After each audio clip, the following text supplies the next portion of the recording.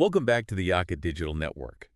Today we're diving deep into this book all about getting ahead in life. Oh, yeah. It's called The Game of Life and How to Play It by Florence Scovel Shinn. Okay. She was this fascinating New Thought teacher back in the early 20th century, Mhm. and she had some pretty unique ideas about success and spirituality. Interesting. So get ready, because we're going to unpack how to really level up in the game of life, All right. especially if you're a young adult or you're still in high school or university. I love that. So what's really cool about Shinn's approach is that she doesn't frame life as this constant uphill battle. Right. Like, it's not a fight all the time. Mm-hmm. She presents it as a game. Okay. She believed that just like any game, life has specific rules, or what she calls spiritual laws. Interesting. And a lot of these actually are drawn from the Bible. Oh, wow. And by understanding these laws, we can actually play the game better and achieve greater success. So it's not just about luck or circumstance. Right. We actually have a say in how things turn out. You got it. We do. It's not just about hoping for the best. Right. Shinn emphasizes this principle of giving and receiving. Okay. And it's this idea that what you put out into the world, whether it's your thoughts, your actions, or your words, ultimately comes back to you. It's like that saying, what goes around comes around. Exactly. But maybe with a little bit more emphasis on like how powerful our thoughts are. Okay, so it's not just wishful thinking then. No. Our thoughts actually have the power to shape our reality. You've got it. Wow. You hit the nail on the head. So Shinn believed that what we consistently focus on, Mm-hmm. especially those really deep-seated feelings and like vivid imaginings, that gets imprinted on our subconscious mind. Right. And that subconscious mind is a powerful force constantly working to manifest those thoughts and feelings in our lives. Yes, Oh, so that's interesting. it is. So if we're always dwelling on negativity or lack, that's what we're likely to experience more of. Yeah, and that's where it can be a little scary too. Yeah, that is both amazing and a little scary at the same time. Right. So, but if our thoughts are that powerful, Uh-huh. what about those things that we imagine, but we don't necessarily want to happen? Right. And so that's where Shinn's idea of the scissors of the mind comes in. Yeah. It's a metaphor she uses to describe the power of imagination. Uh-huh.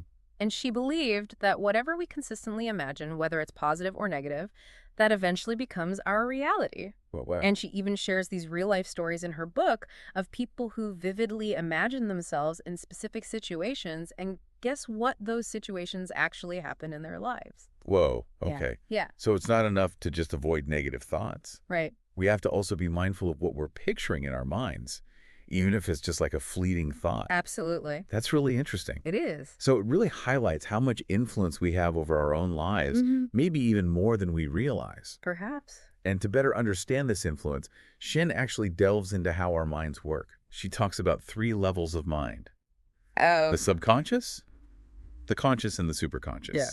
So let's unpack those a little bit. Right.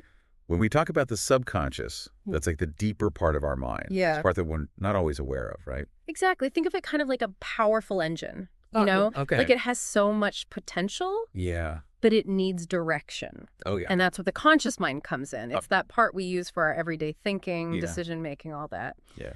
But here's the catch. If we're constantly feeding our subconscious mind negative thoughts, worries, limiting beliefs, Right. that's what it's going to act on. So it's almost like we're giving the engine the wrong fuel. That makes sense. Yeah. So our conscious mind can actually sabotage our subconscious mind. Mm-hmm. That's kind of scary. It is a little bit. But isn't there some way to override that? Yes. Like, what about the superconscious? Is that where we can maybe tap into something more positive? You're exactly right. The superconscious is where things get really interesting. Okay. Shinn describes it as the realm of pure potential. Wow. It's like the source of perfect ideas, Okay. what she calls the divine design for our lives. So the superconscious is like the ultimate blueprint, Yes, a perfect plan for our lives. it is. But if it's so perfect, why aren't we all living amazing lives? That is a good question. How do we even access this superconscious level?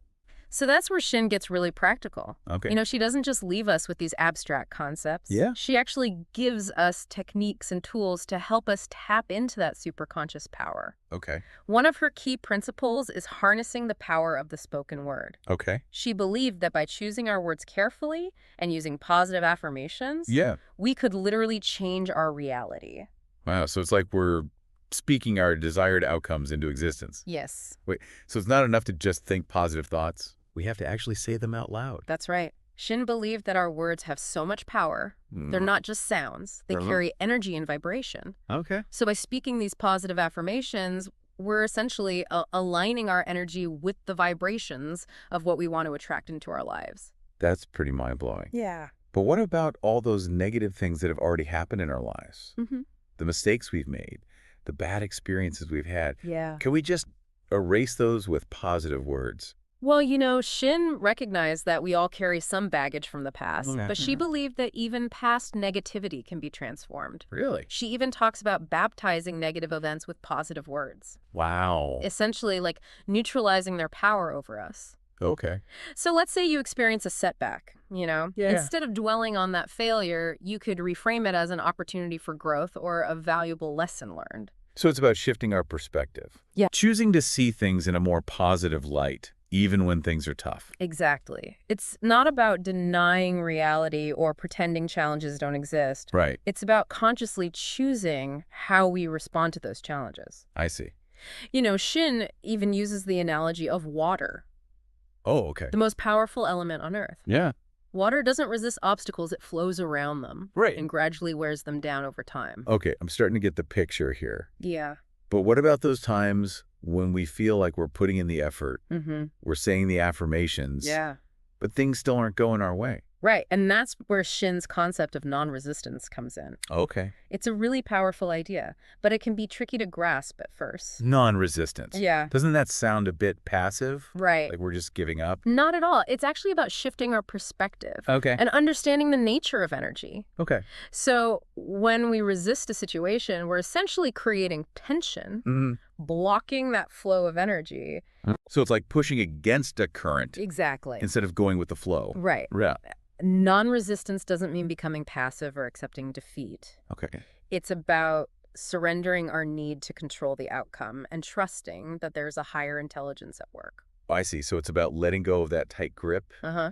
and having faith that things will work out even if we don't know how. Precisely. And that's where Shin's exploration of spiritual laws gets really profound. Okay. She talks about the law of karma, the idea that what goes around comes around. Right. The cosmic balancing of the scale. Yes, exactly. Yeah. She also introduces this higher law, the law of grace or forgiveness. Okay. So the law of karma makes sense. Yeah. That's like action, reaction, cause, and effect. But how does grace or forgiveness fit into that? So Shin suggests that while the law of karma is a powerful force, it can be transcended through forgiveness. Oh. Karma is about that action, reaction, cause and effect. But grace through forgiveness offers a way to break free from those cycles. It's like cleansing our slate, Okay. opening ourselves to a more positive reality. It's like hitting that reset button, Oh, yeah. and giving ourselves permission to move forward without being weighed down by the past. Yeah. And that doesn't mean that we're condoning, harmful actions or forgetting what happened. Yeah. It's about releasing that negative energy that's holding us back. I think this is particularly relevant for young people. Mhm. High school, university, those years can be filled with so much pressure and the weight of big decisions. Absolutely. It's easy to get stuck in a cycle of like self-blame Right. or regret. Yeah. Shin's work offers this really hopeful and empowering message, Yeah. especially for those young people who are still kind of figuring things out. It's about understanding that you're not defined by your past mistakes. Yeah. You have the power to shape your future starting right now. Absolutely.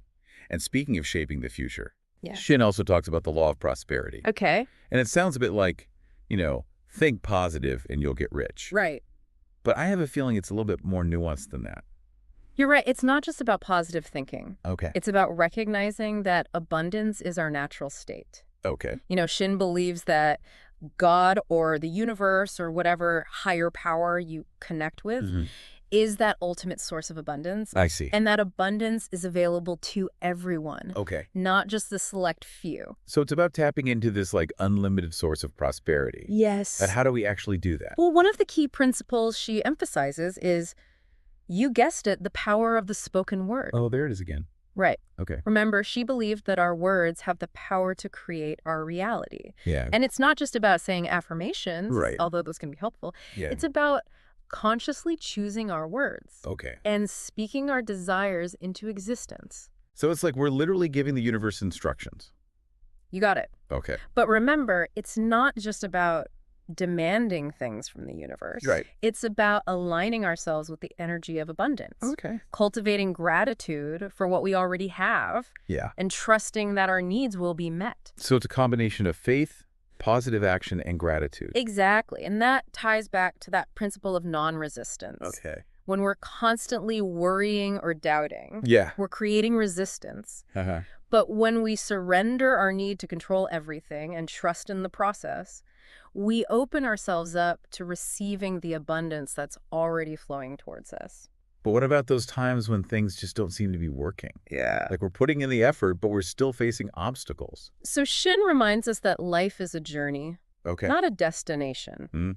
There will be challenges and setbacks along the way, Right. but those challenges are actually opportunities Perfect. for growth, for learning valuable lessons, and for discovering our inner strength. So it's not about avoiding challenges. Right. It's about learning to navigate them gracefully Yes, and using them as stepping stones. precisely. And remember, you're not alone in this journey. Yeah. You know, Shinn emphasizes the importance of connecting with a higher power, Okay. whether that's through prayer, meditation, or just spending time in nature. Mm-hmm. She believed that we all have access to this infinite source of wisdom and guidance, Yeah. and that source is always available to us when we need it. I think that's so important for young people to hear, especially those who might be feeling lost or overwhelmed. Yeah. It's about remembering that you have inner strength and resilience, Mm-hmm.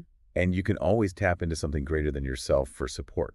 Absolutely. Yeah. Shinn's work is all about empowering individuals Mm-hmm. to recognize their own innate power Right. and to use that power to create the lives they desire. Right. And it's never too early to start. Absolutely. Yeah. It's like she's giving us this roadmap to navigate the game of life Yeah. with all its twists and turns and unexpected challenges. And the best part is Yeah. you get to choose your own adventure. We've talked a lot about the power of thought, the importance of forgiveness and non-resistance, and the law of prosperity. Mm. Is there anything else about Florence Scovel Shinn's game of life that we should touch on? You know, one of the things that makes Shinn's work so compelling is her emphasis on personal experience. No. You know, she doesn't just present these concepts as abstract theories. Yeah. She shares real-life examples Yeah. of how they've worked in her own life and in the lives of her students. So it's not just about reading a book Right. and intellectually understanding these concepts. Yeah. It's about putting them into practice Yes. and seeing the results for yourself. Absolutely. I think that's so important, especially for young people who might be a little skeptical of these ideas. Yeah. It's one thing to hear someone talk about the power of the mind, Yeah. but it's another thing altogether to experience it for yourself. Absolutely. And that's what makes Shinn's work so timeless and relevant. Mm-hmm. It's not about blind faith. It's about discovering your own inner power Yeah. and using it to create the life you desire. Yeah, it's like she's handing us the keys to the car and saying, go explore. The world is your oyster. Exactly. And, you know, and she gives us this really comprehensive map to help us navigate that exploration. You know, Yeah. Shinn's work is packed with all these practical tools and techniques, Right? from using affirmations and visualizations to practicing gratitude and cultivating a mindset of non-resistance. But even with the best roadmap, Mhm. there's going to be bumps in the road, right? Oh, of course. Life throws curveballs, and sometimes it feels like no matter how hard we try, things just don't go our way. Absolutely. But, you know, Shinn reminds us that challenges are just an inevitable part of life. Mm-hmm. In fact, she saw them as opportunities for growth and self-discovery. So it's not about avoiding challenges. Yeah. It's about learning to navigate them with grace and resilience. Exactly. Shinn believed that challenges are what help us develop our inner strength, our wisdom, and our capacity for love. Yeah. Remember that analogy of water. Yeah. It's the obstacles that force the water to find those creative ways to flow, to carve new paths, to ultimately become even stronger and more adaptable. So it's like those challenges are actually shaping us, refining us, Mm-hmm. helping us to become like the best versions of ourselves. That's a beautiful way to put it. Yeah. You know, Shinn's work is ultimately about empowering individuals to become conscious creators of their own reality. Yeah. And that means recognizing that we have the power to choose our thoughts, our words, and our actions, even in the face of adversity. Okay, so we've covered a lot of ground today. We talked about the power of thought, the importance of forgiveness and non-resistance, Hmm. the law of prosperity, and this idea that challenges are actually opportunities in disguise. Right. Is there anything else about Florence Scovel Shinn's Game of Life that we should highlight before we wrap things up? One of the most important takeaways from Shinn's work is this emphasis on love. Okay. She believed that love is the most powerful force in the universe. Mhm. And it's not just about romantic love. Right. It's about cultivating this deep sense of love for ourselves, for others, and for the world around us. So it's about tapping into that wellspring of compassion and connection, Yes. like seeing that divine spark in everyone and everything. Exactly. Shinn believed that when we operate from a place of love, we align ourselves with this powerful force that can transform not only our own lives, but the world around us. This has been such an inspiring and thought-provoking deep dive into Florence Scovel Shinn's work. Yeah. I feel like I have this whole new set of tools and perspectives to approach life's challenges and opportunities. I'm so glad to hear that, Shinn's work is truly transformative. Hmm. It's about recognizing our own innate power and using it to create a life that is aligned with our highest purpose. And it's a message that is just as relevant today as it was a century ago. Absolutely. Thank you for joining us on this deep dive into the fascinating world of Florence Scovel Shinn. We hope you found this exploration insightful and inspiring. Remember to check back daily for new episodes, and if you'd like to delve deeper into this topic, visit www.yizaa.ccbooks or WhatsApp +256 777 730 170. And be sure to share this with your loved ones. Let's all play the game of life like champions.